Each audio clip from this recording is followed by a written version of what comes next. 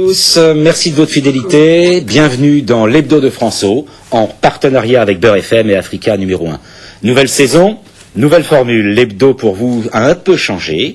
Vous allez nous retrouver cette semaine, comme toutes les semaines de la saison, avec 4 invités autour de moi.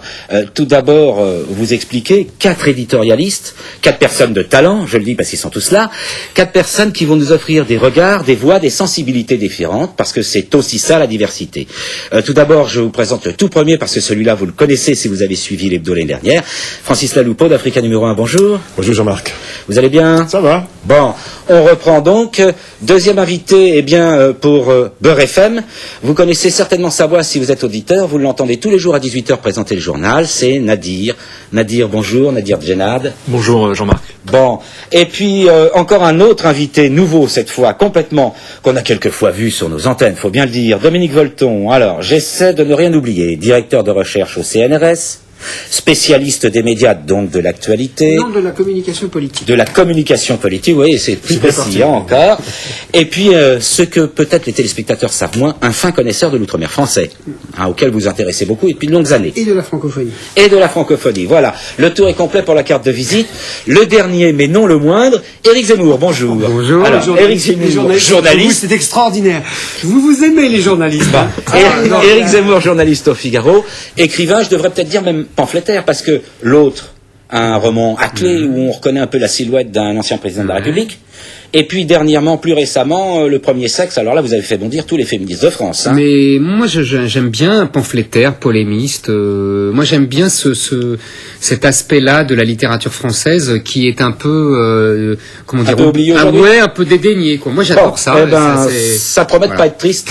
Avant d'entrer dans le vif du sujet, permettez-moi de vous rappeler là où vous pouvez nous écrire pour nous disputer, pour nous poser des questions, pour nous féliciter. Ça nous fait plaisir aussi. hebdofranço@rfo.fr. Je pense que ça doit s'inscrire sur votre écran. hebdofranço@rfo.fr. Voilà.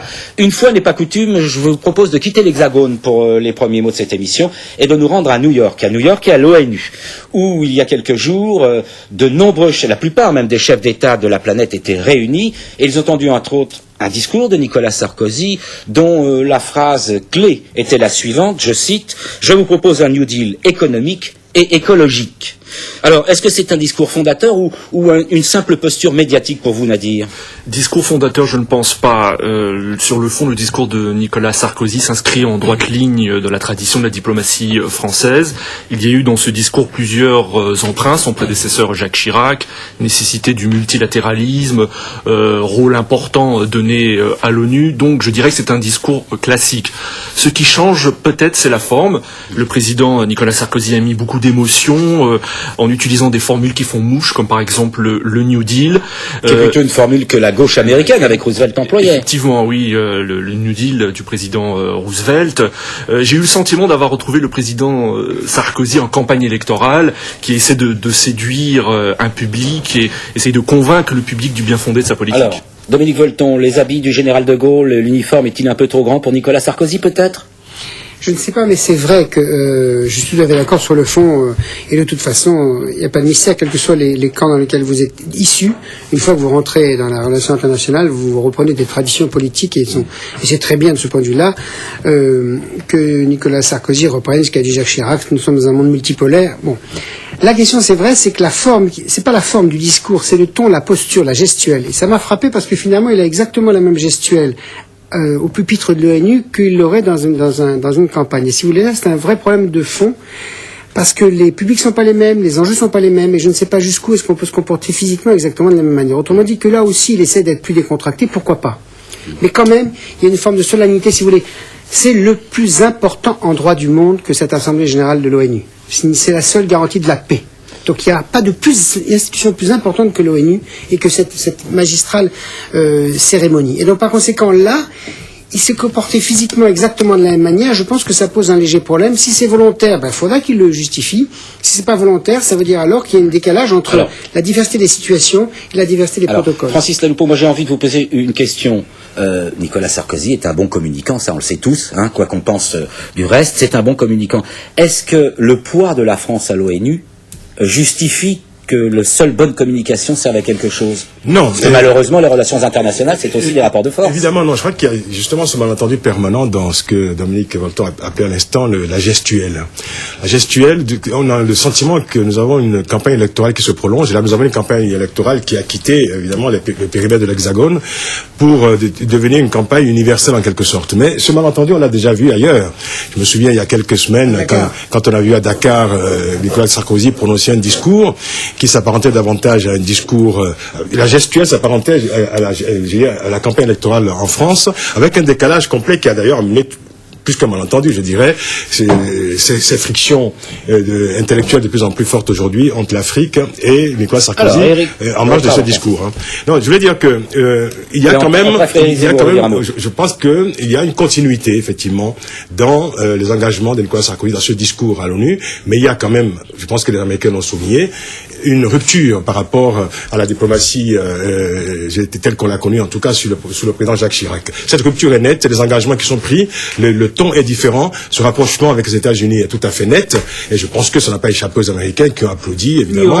Et ça n'a pas échappé à Éric Zemmour, qui ont considéré effectivement ce discours comme étant celui qui rapprochait aujourd'hui la France des États-Unis. Voilà. Alors Éric Zemmour. C'est très bien parce qu'il m'a fait la transition, c'est parfait. C'était son fait exprès. Voilà, le café, c'est pour vous alors. Alors, je suis pas d'accord avec Volton. L'ONU, pour moi, c'est rien, c'est toujours qu'un machin. Ce n'est absolument pas le lieu de la paix. Rappelons qu'un machin, c'est ce que disait De Gaulle. Exactement. Pour moi, la paix et la guerre, ça se décide dans les rapports de force entre nations et entre grandes nations. L'ONU, c'est pour moi un grand théâtre et rien de plus.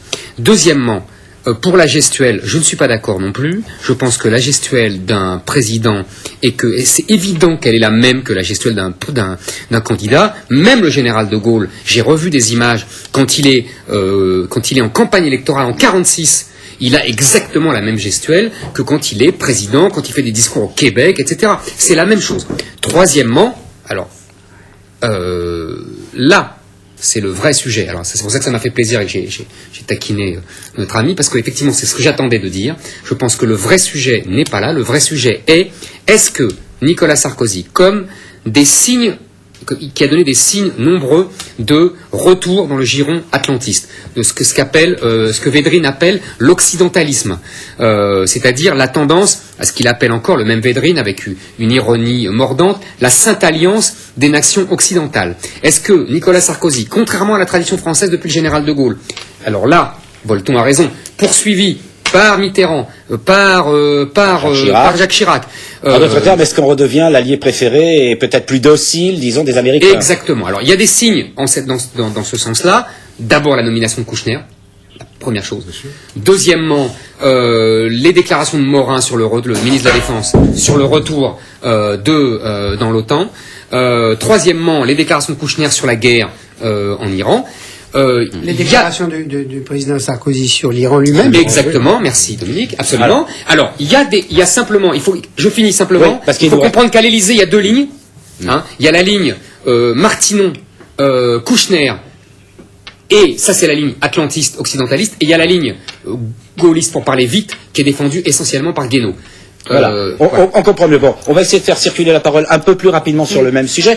Dominique Volton voulait réagir. Oui, simplement sur la gestuelle, je ne suis pas d'accord parce que je pense qu'on ne se comporte pas de la même manière selon les instances où on est, même si par définition un être humain est toujours le même. Là, je pense que la solennité de ce moment, mais bon, on verra bien. C'est pas un problème de style. Pour moi, c'est pas un problème de style, c'est un problème d'identité. Et souvent, on dit c'est une question d'image ou une question de style. Pas du tout. Très souvent, ce sont des questions d'identité. Mais c'est pas l'essentiel. L'essentiel, c'est que ce lieu est le lieu le plus important du monde mais c'est pas une question d'opinion. C'est que à partir du moment où il n'y a plus, mais c'est pas un problème de jugement, c'est un problème de fait. À partir du moment où il n'y a plus deux camps qui s'opposent dans le monde et que depuis 1990 il n'y a plus qu'une communauté internationale laissez-moi finir. Avec une seule loi qui est en fait la loi des Nations Unies. Je ne dis pas que les Nations Unies sont parfaites, je dis que c'est un lieu de rencontre. C'est pas ça. La Terre, les 160 et quelques États du monde n'ont que cet endroit-là pour essayer d'éviter la guerre. Voilà. Les Est-ce qu'ils l'ont évité une fois? S'il vous plaît. Permettez que les rapports de On laisse force... finir Dominique rapidement, qui va être très gentil dans une phrase, il termine. Quels que soient les rapports de force entre les États nord-sud, sud-sud, nord-nord, le seul endroit, le seul enceinte où les conflits d'intérêts et les idéologies peuvent cohabiter pour éviter la guerre, c'est là. Si ça n'a pas lieu là, alors c'est la guerre à n'importe quelle condition. Éric Zemmour, un mot, une phrase. Et puis ensuite de Nadir. sémantique, parce qu'après on va en parler tout le temps pendant des semaines. Donc, pour moi, la communauté internationale n'existe pas. Ça n'existe pas. Deux, c'est une expression.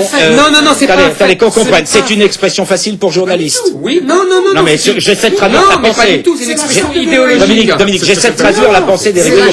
Laissons-le finir, s'il vous plaît. Non, s'il vous plaît. C'est un S'il vous plaît, Dominique, on va laisser finir. C'est sacré qu'une constitution. C'est pas une opinion. Ça ne dépend pas de lui. La communauté internationale, Éric Zemmour, ça ne dépend pas de Monsieur Dupont. On va laisser Éric Zemmour terminer sur ce point. Et il n'y a pas de communauté internationale. Voilà, c'est tout. Moi, ça, c'est l'opinion d'Éric Zemmour. On n'est pas obligé de la partager. Évidemment. Bon, Nadir pour BRFM, ensuite Francis Laloupeau. Moi, je pense que cela pose la question du rôle de l'ONU, et on le voit actuellement, par exemple, avec la crise en Birmanie. On se rend compte que, par exemple, les membres permanents du Conseil de sécurité de l'ONU ont du mal à parler d'une seule voix sur ce dossier. C'est normal. Quand on sait que, par exemple, l'un des membres, la Chine, est le principal partenaire économique de la Birmanie. Et si la Chine ne fait pas pression sur la Birmanie, malheureusement, la situation risque de perdurer. Et donc, on peut se poser la question du rôle de l'ONU. Alors, Francis Laloupeau veut dire un mot. Non, ce que je veux dire simplement, c'est que quand Eric dit il n'y a pas de communauté internationale, en réalité, il existe une communauté internationale de fait. Simplement, l'entendement que l'on a souvent de la communauté internationale peut être discuté, il est discutable. C'est vrai que même, quand vous voyez, vu des pays du Sud, par exemple, quand on entend communauté internationale, c'est assez étrange parce qu'au fond, elle se réduit souvent à la loi des États-Unis et des pays européens, par exemple. Et on englobe effectivement cet espace géographique dans le terme communauté internationale. Je n'ai pas fini. Je vais terminer. Ensuite, je vais juste essayer de préciser parce que il faut pas qu'il y ait une confusion dans le terme. Donc la communauté internationale existe et l'ONU existe également, Eric, parce que c'est l'espace le moins mauvais possible qu'on ait inventé pour au moins instaurer des règles dans le champ des relations internationales. On peut pas le nier. Maintenant, on laisse venir Francis. Non, on commence pas. Qu'il ait besoin d'instaurer aujourd'hui à l'ONU des réformes. L'ONU, je veux dire, c'est quand même une construction interminable. C'est une construction inachevée. Mais elle existe et c'est encore le moins mauvais espace où l'on peut aujourd'hui discuter de la guerre et de la paix. Vous voulez dire un mot. Chacun essaie d'être un peu plus concis, sinon on va rester là jusqu'à la fin de l'émission. Vous avez le droit à toutes les opinions du monde, vous n'avez pas le droit, parce que vous avez une opinion pas plus valable que quelqu'un d'autre, de dire l'ONU n'existe pas. Donc un peu de modestie. Un peu de modestie. Si j'ai pu comprendre, il dit l'ONU est le cache-sexe des États les plus forts. Non. Éric Zemmour, on laisse Dominique Volton. On a compris, ça fait 25 fois que vous dites que... Vous allez avoir la parole. Dominique Volton va finir. 2 choses à dire. Dans l'ordre international, il n'y a actuellement qu'une seule règle internationale qui fonde les espèces de relations possibles pour éviter la guerre, c'est la Convention sur l'ensemble des textes qui fondent la création de l'ONU depuis 1945, qui retrouve toute son importance depuis la fin du conflit Est-Ouest. Nous n'avons aucune autre règle mondiale pour réguler les conflits, d'une part. D'autre part, constater que l'ONU échoue souvent, c'est une évidence absolue, mais je vais vous faire une comparaison très simple. La démocratie, en France, en Italie, en Allemagne, échoue très souvent. C'est pas une raison pour considérer que le concept de démocratie est faux. Autrement dit, trouver tous les exemples qui existent depuis 25 ou 40 ans pour montrer que l'ONU n'a pas résolu des crises ne prouvent rien que l'ONU n'a pas d'importance. Et je dirais qu'elle a d'autant plus d'importance aujourd'hui qu'il n'y a pas d'autre enceinte de négociations politiques. Et que les gens du Conseil, et que les États... Vous permettez, c'est pas une question de faux ou de vrai. Je suis pas d'accord. Mais vous êtes...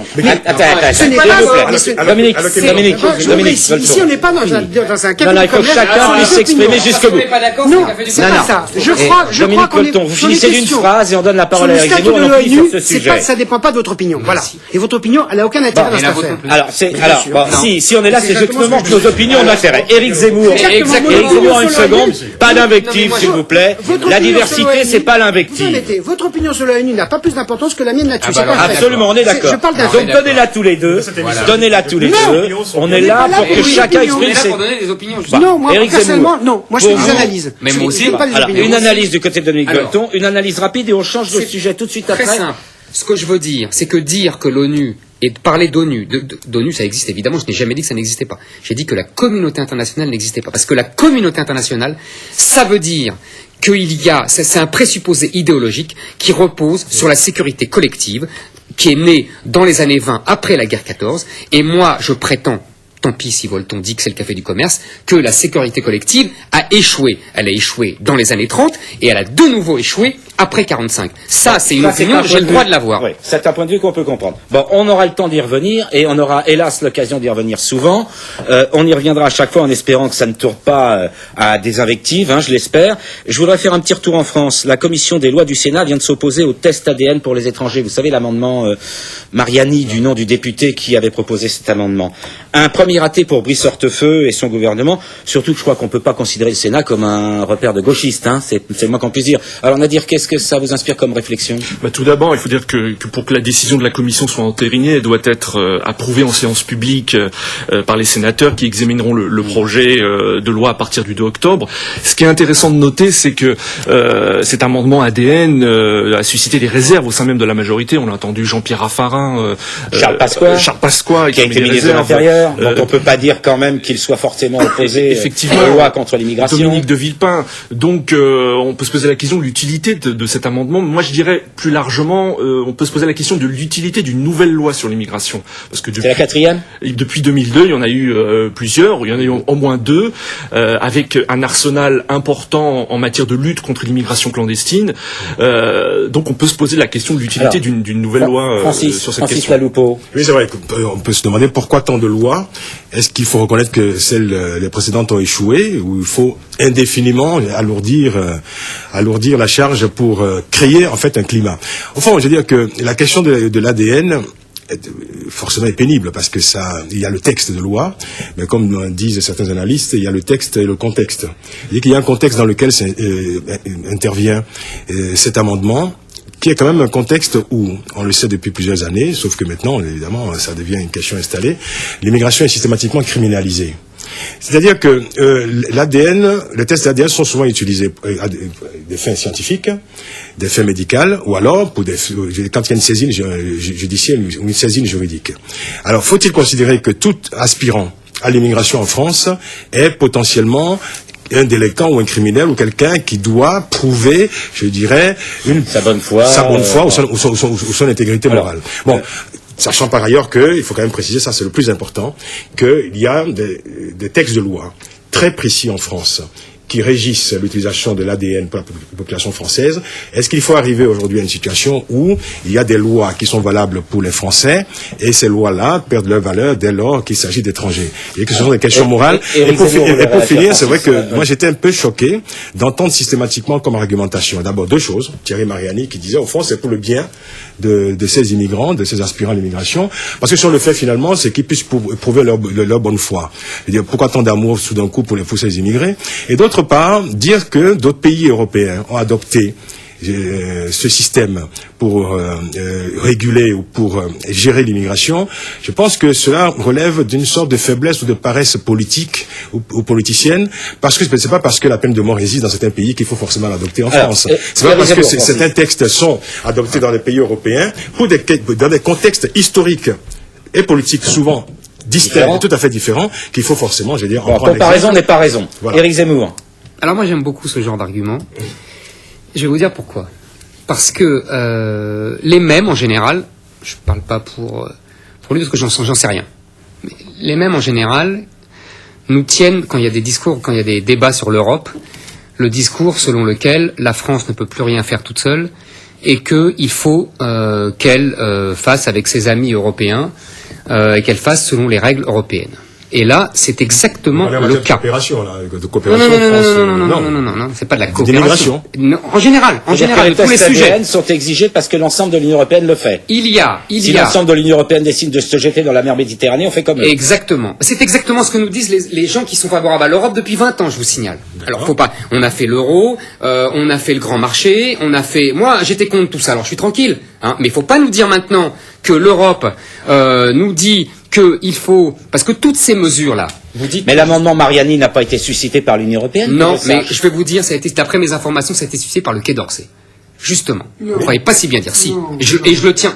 Mais non, mais c'est pas vrai. Ça, c'est pas une opinion, c'est une information. Non, mais j'ai exactement... Il y a des informations différentes. Bon, on laisse finir Zemmour. Alors, on laisse finir Zemmour et ensuite Dominique Volton va prendre la parole. C'est un argument que je rejette parce que, justement, en général, on me sort l'inverse. Donc on peut... Bon. Deuxièmement... Il n'y a pas d'harmonisation de loi sur l'immigration en Europe encore. Si, justement, dans le mini-traité... il y a l'espace Schengen, il n'y a pas d'harmonisation des lois. Attendez, cher ami. L'immigration, l'espace Schengen, vous avez raison. Mais il y a aussi, dans le mini-traité, vous savez, il y a un nombre nouveau de matières qui sont dans les compétences communautaires. Et dedans, il y a l'immigration. Dedans, il y a l'immigration.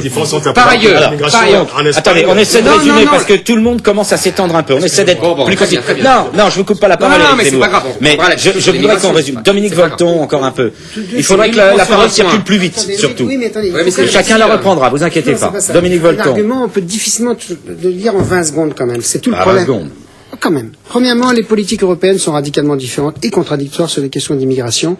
Et c'est tout à fait normal parce que les histoires culturelles et politiques des États sont pas les mêmes. Donc c'est normal qu'il y ait des conflits là-dessus et il y en aura encore très longtemps. Il n'y aura pas de politique à 25 ou même à 27 là-dessus. Donc ça n'a rien d'extraordinaire. Chacun a fait en fonction. Ce qui est embêtant dans l'ADN, c'est que le mot même d'ADN, c'est lié d'une dernière preuve, quand toutes les autres ont échoué. Et ça accentue le sentiment de suspicion, c'est ça l'idée. C'est qu'en définitive, on fait l'ADN quand il y a du mensonge ailleurs. Et donc du coup, ça ne fait qu'accroître cette espèce de représentation collective qui existe implicitement, dans la mesure où on dévalorise constamment les immigrés qui pourtant viennent depuis 50 ans de résoudre nos problèmes économiques et sociaux, et même on a même la vulgarité de dire parfois qu'ils résolvent nos problèmes démographiques. Donc à partir du moment où on dit, pour le groupement familial, il va falloir la preuve de l'ADN, ça veut dire qu'on accentue la dévalorisation de la suspicion. La criminalisation. Voilà. Et troisième chose que je veux dire qui est très importante, oui, une forme de criminalisation quand même, c'est qu'à un moment où le monde occidental n'arrête pas d'élargir la définition de la famille, en acceptant la famille génétique et toutes les familles recomposées, toutes les familles d'adoption.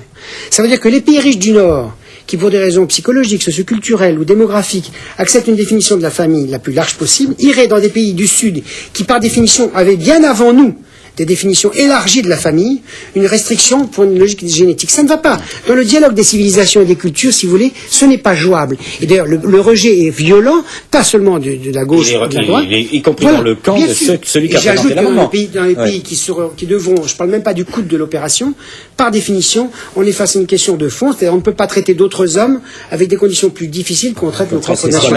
Éric Zemmour, moi je vous ai pas entendu me dire si vous étiez pour ou contre ce test ADN. Vous m'avez parlé de l'Europe, mais... Non, mais justement. D'abord, je voudrais, encore une fois, comme quoi les expressions sont connotées idéologiquement, dialogue des civilisations, moi, j'aimerais savoir ce que c'est, et ça, c'est pas une autre discussion. Donc, deuxièmement, ce que je veux dire, c'est que il y a, comment vous dire ça, sur l'ADN, moi, je vais vous dire, j'ai pas vraiment d'opinion parce que je pense que nous vivons un moment... Éric Zemmour n'a pas d'opinion sur un sujet. Je vais vous dire pourquoi. Non, mais c'est pas ça. Alors là, c'est un scoop. Hein. Ce qui m'agace dans cette discussion, c'est quand on dit on criminalise, on met le... Mais il faut arrêter, il faut regarder les choses en face. On le sait que les états civils dans de nombreux pays d'africains sont bidons.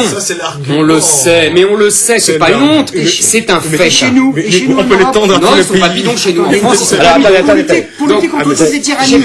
Pour lutter contre toutes les tyrannies. S'il vous plaît. Non, on n'y est pas. Mais bon, alors, donc finalement, vous ne savez pas si vous êtes pour, mais enfin, vous trouvez que c'est utile. Non, moi je dis qu'il y a l'immigration n'est d'abord...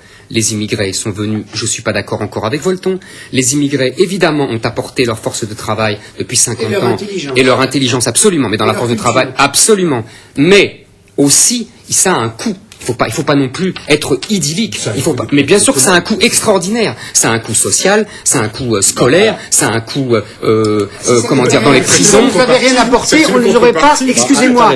C'est nous qui en sommes les bénéficiaires depuis 60 ans. C'est qui nous? On n'a jamais fait. Allez, stop, s'il vous plaît. S'il vous plaît. Je voudrais qu'on soit précis. Bilan avantage. Quand on dit c'est nous qui en sommes bénéficiaires. Les économies riches. Les économies riches du Nord. Les pays du Nord. L'immigration. S'il vous plaît, Éric Zemmour. On essaie de Ça aussi, c'est s'écouter. idéologique. l'immigration existe depuis le début de l'humanité, parce que depuis le début de l'humanité, vous avez des pauvres et des riches, Oui, et les pauvres viennent là où ils travaillent. Parce qu'on a 52 minutes. Ça, il a raison. On est d'accord. Gardien, On est ça peut d'accord. parler, comme ça. Alors, Nadir, J'aimerais rajouter une chose à ce sujet, c'est que actuellement en France, j'ai vraiment l'impression que cette question de l'immigration met tout le monde à cran. Hommes politiques, préfets, médias, police, journalistes, médias et personnes en situation irrégulière, sans papier. Les policiers, on demande aux policiers de procéder à de nombreuses expulsions, arrestations, expulsions à la demande de leur hiérarchie. Les personnes en situation irrégulière également vivent dans la crainte. Les personnes en situation irrégulière vivent dans la crainte, ont peur d'être contrôlées. On vient de le voir, il y a une femme chinoise mais c'est pas le seul cas. Certains se jettent de la police alors que c'était pas du tout pour ça que la police était là. Certains même, et je termine là-dessus, et certains même ont peur d'aller chez le médecin, comme l'a démontré un rapport de Médecins du Monde cette semaine, qui montre que les personnes en situation irrégulière, même ceux qui sont malades et qui ont besoin de soins, ont peur d'aller chez le médecin. En Europe, pas seulement en France. Mais ne devrait pas être là. Non mais 7% de la population. Non mais c'est pour peut-être Éric Zemmour. Est-ce que ça enlève peut-être un préjugé? Est-ce que ça enlève un préjugé que l'on entend parfois que les sans-papiers, que les immigrés ont tous la santé gratuite et que c'est ça qui coûte cher la sécurité sociale? Il y a des abus monstrueux sur la Il y a peut-être des abus, mais là, le Médecins du Monde dit 7%. Mais attendez, et c'est pas seulement les irréguliers, hein. Pas davantage. Il n'y a pas d'abus exceptionnels chez les Français. Mais bien sûr, ne font pas Il y a bon des travail abus. dans la sécurité. bien sûr, mais bien sûr. Ne transformons pas ce que dit Éric Zemmour. Il veut dire qu'il y a des abus, Ceux qui qu'ils sont soient là dans les français ou non situations français. irrégulières. Attendez, excuse. Il ne parle pas des situations régulières. Au titre des valeurs des droits de l'homme de l'Union européenne, par définition, les situations d'immigrés, légaux ou illégaux, sont ce qui frise le plus la trahison de nos propres valeurs qui sont vendues dans le monde entier. Donc je dis simplement en tant qu'Européens, sur la construction de l'Europe, nous devrions quand même être un tout petit peu respectueux pour des milliers d'hommes et de femmes qui sont venus depuis tout de même une cinquantaine d'années pour faire le travail que les Européens ne veulent pas faire, qui ont apporté énormément de choses, dire arrêtez de les prendre en position. Les trucs est simple. Au moment où vous avez... Une seconde. Parce que j'ai une dernière question à vous poser. Sur la question des... Nous sommes dans un monde ouvert, où tout le monde voit tout avec les images. À partir du moment où nous respectons, où nous trahissons nos valeurs, que nous n'arrêtons pas pareil de répéter, nous créons un boomerang qui sera terrible pour nous. Les questions de l'immigration légale ou illégale obligera l'Europe, qui est probablement la partie la plus démocratique du monde, à avoir un autre comportement globalement, moins de suspicion. Voilà. Votons nos valeurs, ça veut dire que... Attends, j'ai une question. J'ai une question à vous deux. Nos valeurs, tu relances le débat, cher Éric. Oui, mais ça veut dire, si j'ai bien compris, qu'un État n'a pas le droit de refuser des immigrés qui veulent venir chez lui et n'a pas le droit de choisir ses immigrés. Ça veut dire que des frontières, ça n'existe plus. Ça veut dire que une nation, ça n'existe plus. Que la terre est unique et qu'on peut s'y mettre comme on veut, quand on veut, où on veut. Mais si vous me dites ça, moi j'accepte. On peut discuter de ça. Ça, c'était une peinture tout à fait personnelle. On n'a jamais dit ça. Tout pays a le. Francis n'a pas dit ça. Il va vous le prouver. Il va vous le prouver. Tout pays. Si. Tout pays. Attendez. Un par un. Francis. Tout pays a le droit de légiférer sur les conditions d'entrée, de sortie il faut appliquer de son territoire. J'ai dit que c'est tout à fait normal. La question, c'est de savoir, mais nous sommes en train de parler du contenu de la loi, nous sommes en train de parler d'un contexte, nous sommes en train de parler du regard qui est porté à travers les lois sur une population. Dominique Volton a dit un mot qui est très important, c'est le mot respect. Je pense que dans les discours qu'on entend, cette approche passionnelle, criminalisante de l'immigration, et c'est une réalité. Tout immigré aujourd'hui est considéré comme un individu suspect.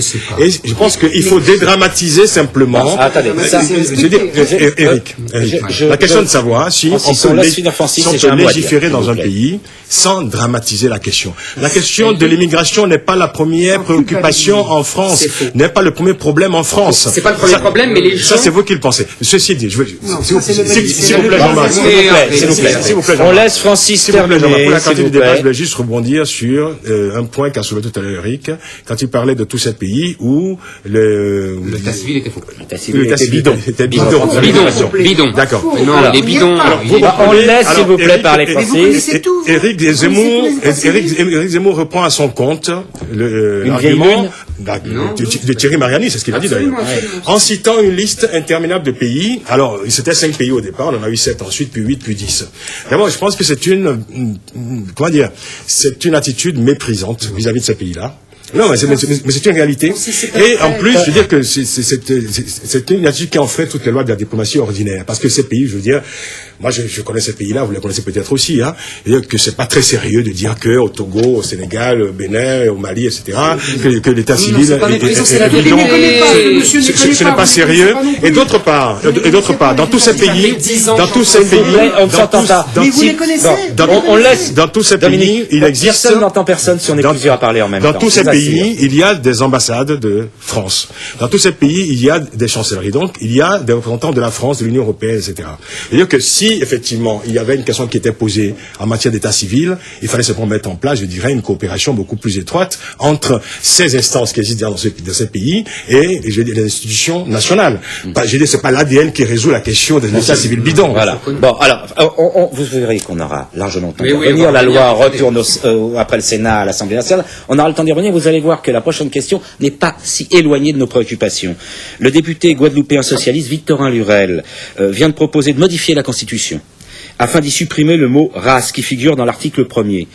Alors, Éric, cette demande, c'est de l'ordre du symbole. Ça vous paraît normal ou ça vous énerve aussi? Pourquoi aussi? Je trouve ça grotesque. Je trouve ça grotesque.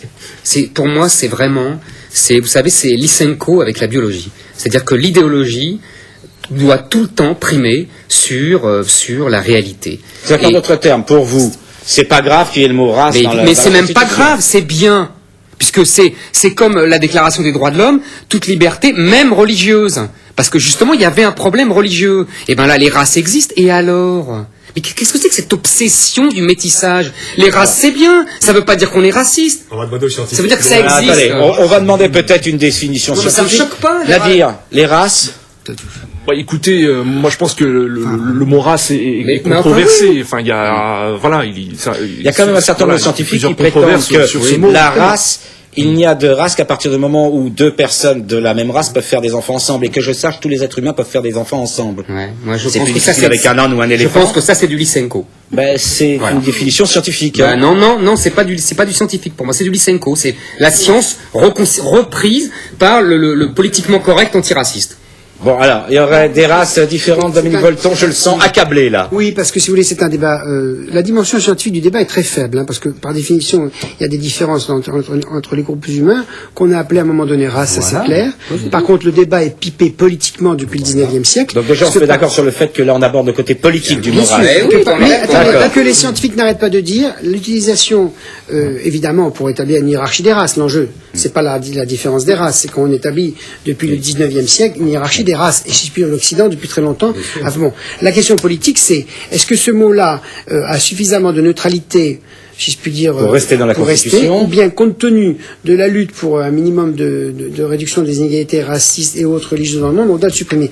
Je n'en sais rien. Je ne suis pas du tout d'accord sur le fait que c'est du Lysenko. Moi, j'hésite entre deux positions, si vous voulez. Est-ce qu'il y a des mots dont on peut garder un minimum de neutralité scientifique? Est-ce que c'est possible ou pas? C'est pas évident sur le mot race, parce qu'il a créé. Il est galvaudé, disons. Voilà, et puis il a légitimé tellement d'holocaustes. Bon, et en même des temps. génocides, des holocaustes, Et en même temps, donc je ne sais pas jusqu'où on doit socialiser ce mot, autrement dit, ne pas l'utiliser parce que les dimensions sociales et culturelles sont plus fortes, et à partir de quel moment on doit lui garder voilà. C'est un vrai débat. En tout cas, on ne peut pas dire, si vous voulez, que de vouloir supprimer le mot, c'est du Lysenko, parce que Lysenko, ça fait exactement l'inverse, c'est-à-dire, ça a suscité des milliers un mot Lysenko soviétique, scientifique, qui a un peu servi la politique stalinienne. Oui, on va dire ça comme ça, pour aller vite. Dominique, j'ai une question à vous poser. Ensuite, Francis veut J'ai dire un une mot. question à Dominique, là-dessus. Il dit, le mot race, il a raison, a légitimé la hiérarchie des races, et donc des massacres, etc.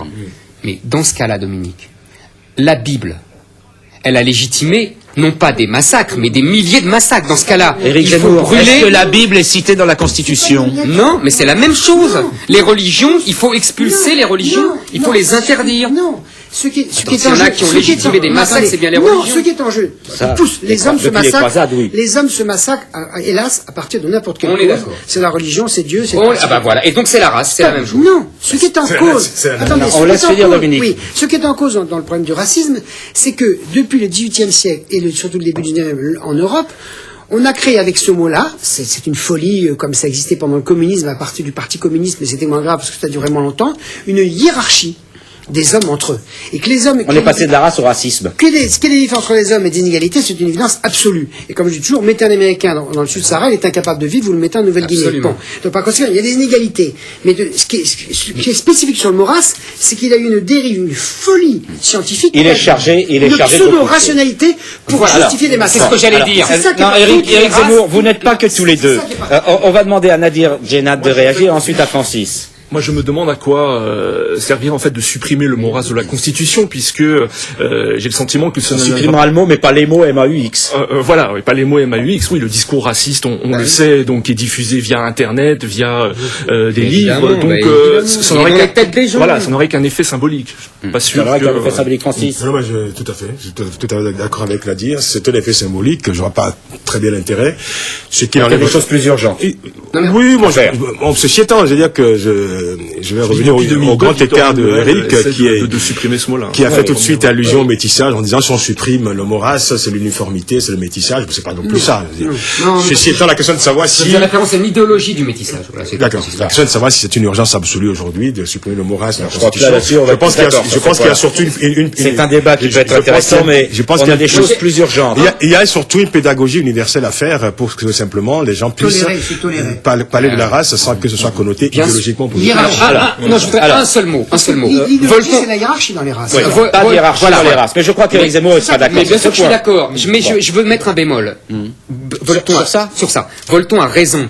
C'est-à-dire, à partir du 19e siècle, les Européens ont rationalisé, ont scientifisé, pour inventer un néologisme, la hiérarchie des races, mais toutes les races se croient supérieures aux autres. La seule différence, c'est que les Européens qui étaient pris dans... Éric Zemmour, c'est la philosophie de l'homme est foncièrement mauvais. Absolument. Mais absolument. Je pense que l'homme est foncièrement mauvais. Non, pas moi. Mais moi je suis pessimiste, absolument. On va rester là sur cette partie du débat. On aura le temps d'y revenir. Mais vous allez voir, on continue un peu plus loin. Bientôt, les non-anglicistes ne pourront plus lire, en tout cas dans l'Union européenne, les brevets en Europe, puisque avec le protocole de Londres, plus besoin de traduction des 10 brevets en français. Ça, c'est un truc qui va pas vous plaire du tout, Dominique. Il faut quand même expliquer l'enjeu. Allez-y. L'enjeu est simple, parce que si vous voulez, le protocole. Avant, qu'est-ce qui se passait en Europe? Quand vous déposiez un brevet, quelle que soit la langue dans laquelle vous le déposiez, vous aviez une obligation de le traduire dans 3 langues, français, anglais, allemand. Parce que l'espace, au minimum, il y a 4 langues dans le travail en Europe. Donc dans le rouleau compresseur de la mondialisation, de la rationalisation, de la standardisation, on dit finalement il n'y a plus que l'anglais qui permet de communiquer rapidement. On a dit mais finalement ça coûte cher, c'est pas facile. Et du coup on est arrivé à cette espèce de protocole de Londres qui apparemment a une logique rationaliste de simplification. C'est-à-dire en gros, vous déposez dans une langue et vous n'avez plus d'obligation de traduire. Ce qui concrètement, compte tenu des rapports de force économiques mondiaux, va naturellement inciter les entreprises, et les entreprises, c'est au quart du temps qui déposent des brevets, à les déposer directement en anglais. Donc du coup, c'est vrai qu'on va accentuer le déséquilibre mondial, qui est que par définition une bonne partie. Donc la question politique est derrière, et qui est intéressante, c'est qu'il y a une fois de plus une contradiction.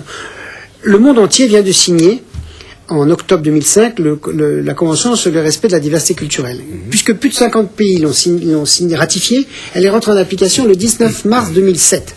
Et c'est à ce moment où on pose pour la communauté internationale une question qui va être monstrueusement compliquée, et fondamentalement, je trouve, démocratique. Respecter la diversité culturelle, l'Europe, qui se dit à l'avant-garde de ça, fait par le protocole de Londres un effet de rationalisation et va tout ramener sur l'anglais. Donc si vous voulez, c'est pas l'anglais qui est en cause. Ce qui est en cause, c'est qu'est-ce que ça veut dire que l'Europe, où il y a 27 pays et 23 langues, ne comprend même pas que le respect de la diversité linguistique est une des conditions de la démocratie de mon Alors, j'ai envie de poser la question à Nadir Djenad. Donc, c'est ça, on comprend bien le raisonnement de Dominique Volton, mais est-ce qu'on n'a pas envie de dire... Il faut admettre que demain, en démocratie, en économie comme ailleurs, nous éviterons la guerre civile au niveau mondial qu'à condition de dépenser un minimum d'argent pour la traduction entre les langues.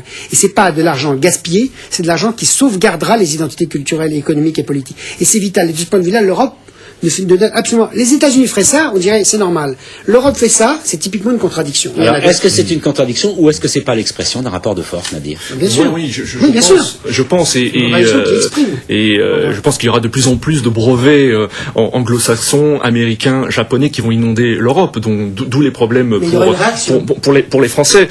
Je pense également que je pense aussi que les petites entreprises françaises aussi auront beaucoup plus de difficultés. Déjà, pour elles, déposer un brevet en langue française relève du chemin de croix. Alors en anglais, je pense qu'il y aura beaucoup plus de problèmes.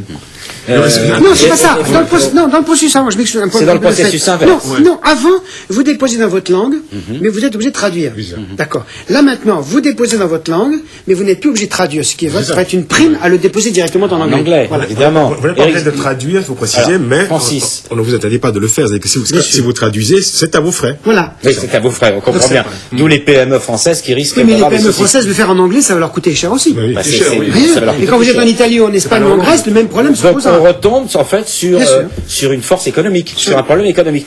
Éric Zemmour, avec son petit sourire. Non, j'ai un sourire parce que j'écoute, ça m'intéresse. J'avais pas tout compris. Ça c'est très technique, donc je suivais. J'écoutais en plus les représentants du gouvernement qui disent, donc j'écoutais leurs arguments, qui disaient que ça privilégiait quand même les 3 langues, anglais, allemand, français. J'avoue que j'étais pas convaincu et Volton a balayé mes derniers doutes.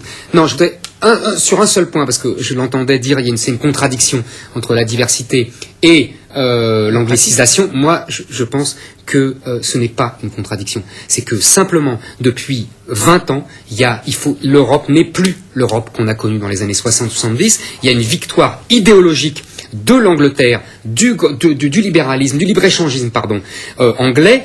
C'est pour ça que l'Europe a été transformée. C'est simplement l'Europe aujourd'hui avec l'idéologie qui domine à Bruxelles, parce que les Français ne veulent pas le voir. L'idéologie qui domine à Bruxelles, c'est une idéologie libre-échangiste anglaise, ou américaine, comme on veut. Et circuler les biens, les marchands. L'Europe est devenue simplement le cheval de Troie de cette mondialisation américaine. Alors, il n'y a pas de contradiction. Voilà, c'est ça que Dominique Volton dit, il n'y a pas de contradiction. L'Europe, c'est le libéralisme à tout craint. Dominique Volton. On est depuis en gros les années 85 dans un mouvement mondial, hélas, de dérèglement. Ça c'est clair. Et l'Europe est effectivement, dans son idéologie, dans son comportement, dans son choix politique, libre-échangiste. Entre parenthèses, ceci explique peut-être les 55% de Français qui ont voté. Oui, attendez, bien sûr. Non, mais je voudrais juste soulever l'histoire n'est jamais homogène. Pour une part, hélas, la politique européenne est effectivement quasiment exclusivement libre-échangiste et dans la logique de la dérégulation mondiale. Ce qui est d'ailleurs contradictoire avec par ailleurs les valeurs que défend l'Europe sur le plan politique. Mais laissons tomber. Là où il y a quand même des contradictions, c'est que cette fameuse convention sur la diversité culturelle, elle est totalement contradictoire avec le libre-échange, parce que je vous rappelle que quand elle a été signée, il n'y a que 2 pays qui ont voté contre. 4 sont abstenus, 2 ont voté contre, les États-Unis et Israël, parce que les États-Unis savent très bien que le jour où on reconnaît la diversité culturelle, c'est le degré de concentration des industries culturelles au monde qui est en cause. Et ce qui est étonnant, donc Hollywood. Or, ce qui est étonnant en Europe, c'est que quand la France a posé la question de l'exception culturelle, le mot était mal choisi en 1985. On a dit c'est pas jouable. Et moi, je me souviens très bien, j'ai suivi ces négociations. Là où il y a de l'optimisme en Europe quand même, c'est que nonobstant ce que vous dites qui est vrai, qui est hélas l'idéologie de la Commission, tous les pays européens ont finalement voté la convention de l'UNESCO sur le respect de la diversité culturelle. Donc vous avez d'une part une idéologie de régulation qui domine économiquement et politiquement, et par ailleurs vous avez des petits éléments si je puis dire, d'espoir sur lesquels il faut s'appuyer pour un jour dire, puisqu'on respecte la diversité culturelle, même si on la respecte pas de fait, il va falloir un jour qu'on mette en cause cette idéologie. Mais parce que pour eux c'est du baratin. Seul compte l'économie. Francis, il y a d'un côté alors. Vous allez voir que les batailles de demain, c'est pas du baratin parce que j'ai pas dit que c'est du baratin pour moi. Il y a un côté des discours entre guillemets, je mets des guillemets à chaque mot aujourd'hui, des discours progressistes et de l'autre côté une réalité ultralibérale, Francis. Oui, mais il y aura des conflits. De toute façon, la charte de la diversité, parce que progressiste, la charte de la diversité, elle est plutôt conservatrice pour moi. Mais... Non, elle est progressiste parce qu'elle reconnaît la diversité. Mais c'est conserver ce qui existe. Oui, conserver, c'est la condition du progrès. Je crois que là, c'est vraiment une querelle de mots. Je pense que vous êtes d'accord là. Conserver, c'est la condition du progrès. On est bien d'accord. Vous êtes d'accord. On peut pas faire de progrès. Il y a assez de moments où vous n'êtes pas d'accord pour souligner quand vous l'êtes. On ne peut pas faire le progrès si on ne conserve pas les racines. On est bien d'accord.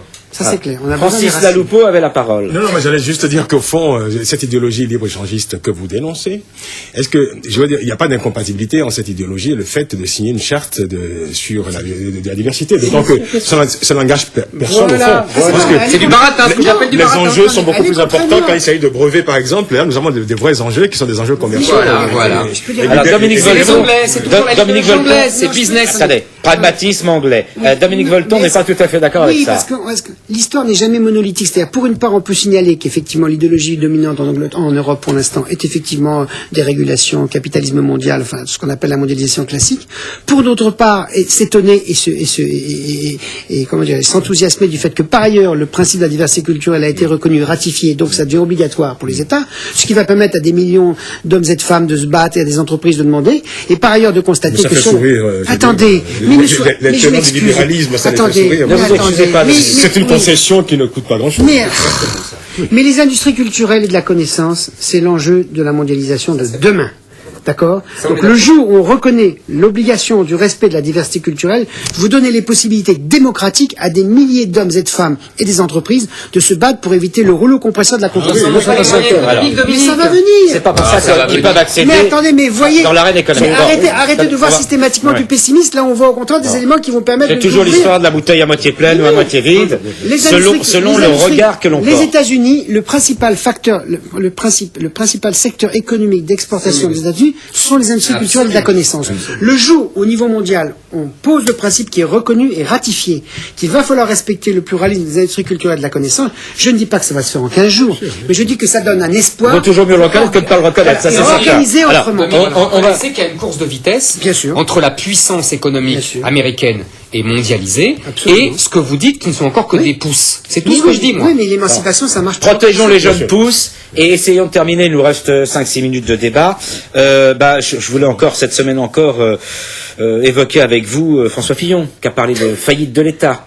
Alors, Éric Zemmour, faillite de l'État ou pas faillite de l'État, ces paroles de François Fillon? Ensuite, Nadir voudrait techniquement, je ne sais pas comment on peut dire, techniquement, c'est ridicule. Factuellement. Voilà, factuellement. C'est idiot. Un État n'est jamais en faillite, quoique on a connu l'Argentine. Non, mais un État comme la France, qui est la 5e ou 6e puissance mondiale, comme on veut. Les économistes non, c'est pas, il n'y a jamais de faillite d'un État. Un État ne dépose pas de bilan. Donc vous êtes en train de dire que notre Premier ministre a dit des bêtises. Grosse sottise. Il a dit une grosse sottise, d'ailleurs il l'a reconnu lui-même. Mais, il l'a reconnu lui-même en disant j'ai fait ça. Si c'était un style imagé, il a essayé d'enrober. Mais, tout le monde dit des bêtises. oui, voilà, tout le monde dit des bêtises, on est d'accord. Le premier jette la pierre. Voilà. D'accord. On est d'accord. Non, il y a deux fois. Non, c'est intéressant parce que pourquoi il parle de faillite? Il faut comprendre quand même. Pourquoi? Parce qu'il y a aujourd'hui un affrontement interne au pouvoir entre ceux. On a déjà eu Lagarde qui a parlé de rigueur. Vous vous souvenez? Donc entre ceux qui Lagarde, disent. la ministre du budget. Merci.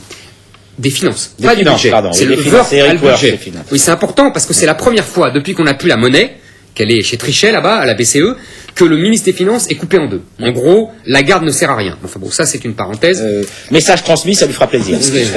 Je l'ai déjà dit. Non, mais Zemmour, mais c'est tout. Mais je travaille, Volton, je travaille moi. Je vois des gens, ils m'expliquent. Allez, allons-y. Donc ce que je dis, c'est que ce qui est important, c'est qu'aujourd'hui, il y a ceux qui pensent, comme Lagarde, comme Woerth, qui le dit pas parce qu'il s'est déjà fait moucher sur les intérêts, vous vous souvenez, on se souvient. Fillon, qui veut un plan de rigueur le plus vite possible, parce que ils ont craqué, je t'appelle. Et ils ont craqué entre 10 et 15 milliards d'euros avec le choc fiscal, le bouclier fiscal, le bouclier, le droit de succession, enfin bon, le choc fiscal, et il n'y a aucun effet pour l'instant sur la croissance, sur la consommation, etc. Donc il n'y a plus de marge de manœuvre. Comme en plus la crise américaine... Rétropédalage, on appuie sur le frein. La crise américaine menace. Donc, c'est les gens comme Fillon, etc. disent... Je finis, hein. Oui. Les gens comme Fillon disent... Rigueur. Et les gens comme Guénaud, encore une fois, toujours les mêmes, plus Sarko, cette fois-ci manifestement, disent... Encore une minute, monsieur le bourreau. On va pouvoir peut-être pas être obligé de faire 95... Parce que c'est déjà la même histoire. Alors, c'est 95, c'est 83. Avec les grèves. C'est toujours la même histoire. Nadir. Moi j'aimerais un mot à ce sujet, mais en tant que citoyen, pas en tant que journaliste, j'ai envie de dire, oui, d'accord, François Fillon fait le constat qu'il y a une faillite, c'est vrai ou pas, ça, à lui de démontrer, mais quand on est au pouvoir, il suffit pas de dire les choses, mais il faut également proposer des solutions, et on attend l'application des mesures concrètes du gouvernement. On leur a un plan après les municipales. Dominique Volton, et ensuite Francis. Rapidement, la première, c'est que c'est étrange qu'un Premier ministre la majorité qui est aujourd'hui au pouvoir, c'est la même qui était au pouvoir il y a 5 ans. Donc là, il y a un coup de passe-passe incroyable qu'a réussi à faire le président Sarkozy, mais je ne sais pas combien de temps ça va durer, qui consiste à croire que tout commence depuis son élection présidentielle, alors qu'il appartient à la même majorité, donc par conséquent, ils sont co-responsables, donc on peut pas Il y a une limite, si je puis dire. Je comprends bien que les ministres précédents ont dit, écoutez, ça suffit. Deuxièmement, pour un citoyen ordinaire, c'est pathétique, et ça crée une panique invraisemblable de parler d'un état de faillite, parce qu'à ce moment-là, les pauvres se disent, mais qu'est-ce qu'ils ont fait? Et troisième chose, qui est quand même esthétiquement la chose la plus importante, quand on est entre la 3e ou la 7e puissance du monde, selon les sujets, et qu'on se déclare en faillite alors qu'on ne l'est pas, puisque la France est le pays où les investissements étrangers sont les plus nombreux et où nous sommes crédibles complètement sur le plan international pour les emprunts. Donc ça encore, c'est déjà douteux, mais surtout c'est douteux pour des centaines de pays pauvres qui eux sont vraiment au bord de la faillite. Alors si nous, hyper riches, nous disons, il y a un problème de respect d'autrui là aussi, si vous voulez. Donc on peut d'échelle et de respect d'autrui. Oui, on peut alerter, on peut dire qu'il va y avoir une politique, mais je trouve qu'il y a des mots à ne pas utiliser parce que... Les mots choc de la politique vous choquent. Oui, ça décrédibilise. Francis Laloupeau, il nous reste 3 minutes d'émission. Non mais bon, je pense que l'essentiel a été dit. C'est vrai que majorité qui succède à elle-même et qui se déclare en faillite, bon, c'est quand même une manière, je veux dire, de porter un regard. Mais c'est la rupture. Entre guillemets, pas très sympathique sur. On finira. Dans moi, le mot ne passera plus. Non, je crois que là, nous avons aussi la manifestation assez étrange de cette saison très médiatique, cette frénésie médiatique, j'espère qu'on en parlera une autre fois. cette politique de frénésie médiatique où il faut communiquer à tout prix, où la politique se fait maintenant systématiquement sous l'effet des projecteurs, des caméras, où il faut absolument sortir la bonne phrase. Vous avez peur que le temps de la réflexion ait disparu. Le lendemain, qu'il fasse la une du Figaro et autres. Bon, c'est quand même... C'est un journal gauchiste. Transmis à Nicolas Bétou. Transmis à Nicolas Bétou. Bon, alors, j'aimerais bien voir qu'on finisse. Quand même la politique à son expression la plus faible, la plus inquiétante. Bon, il nous reste juste le temps, en 30 secondes chacun, et on aura fait le tour de la question si j'ose dire. On commence par Nadir. Ce que vous avez aimé ou ce que vous avez détesté, ou les deux? Bah écoutez, ce que j'ai aimé cette semaine, c'est la manière dont la jeune Mama Galédou a témoigné lors de... Par visioconférence. Voilà, par visioconférence. Donc Mama Galédou a témoigné lors du procès des deux incendiaires présumés du bus, là, en octobre 2006. Elle a témoigné avec beaucoup de dignité, sans haine, sans colère, et je trouve que ça force le respect. Faut oublier qu'elle gardera des séquelles à vie de ce drame. On peut s'accrocher à ça, si j'ose dire, en disant qu'en revanche le comportement des incendiaires, alors là vraiment criminels, était absolument scandaleux et lamentable. Voilà. Ce que vous avez détesté, Francis Laloupeau? Alors, ce que j'ai aimé, en fait. Bah, tant mieux. Vous êtes en version positive. Vous aimez plutôt que vous ne détestez. Après tout, c'est une forme de vie pas mal. C'est assez étonnant. Mais c'est très bien comme ça. Donc, j'allais vous annoncer simplement que l'Éthiopie fête enfin l'an 2000. Et le monde entier... Vous nous, là? Ah non, mais c'est une réalité. Le monde entier est entré dans l'an 2000 il y a 7 ans, et l'Éthiopie était encore en l'an 1993. Et depuis le 11 septembre 2007, l'Éthiopie est entrée dans Vous avez une minute pour nous expliquer...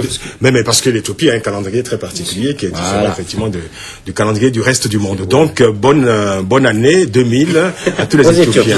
Aux Éthiopiennes. Bon millénaire. Dominique Volton. Oui, mais moi je trouve que c'est très sérieux ce qu'il dit, parce que ça oblige à reconnaître l'importance de la diversité culturelle et religieuse. C'est-à-dire que c'est d'abord, alors moi ma bonne... de la relativité. Si c'est ce qu'elle est tous les ans en septembre, c'est l'Assemblée Générale de l'ONU. C'est-à-dire que, et je reviens là-dessus, nous sommes vraiment dans un monde dangereux, dont les conflits sont visibles de plus en plus et de plus en plus. Nous n'avons que cette enceinte, qui est toute petite, pour que les hommes se rencontrent, s'affrontent, se battent, et je préfère qu'ils s'affrontent et qu'ils se battent là, plutôt que sur le terrain. Nous n'avons pas d'autre endroit où ils peuvent se rencontrer. Et l'ONU, c'est un pari extraordinaire. C'est le seul pari que nous avons, c'est la communauté internationale, la communauté humaine, est-elle capable de communiquer, de parler, plutôt que de se battre. Voilà. Donc, par conséquent, ce symbole annuel, même si personne n'y croit, c'est des hommes qui essaient de parler pour éviter de se tuer. Ce sera le mot de la fin de l'hebdo de cette semaine. Merci de nous avoir suivis. Et puis, on se donne rendez-vous la semaine prochaine, même heure, même lieu.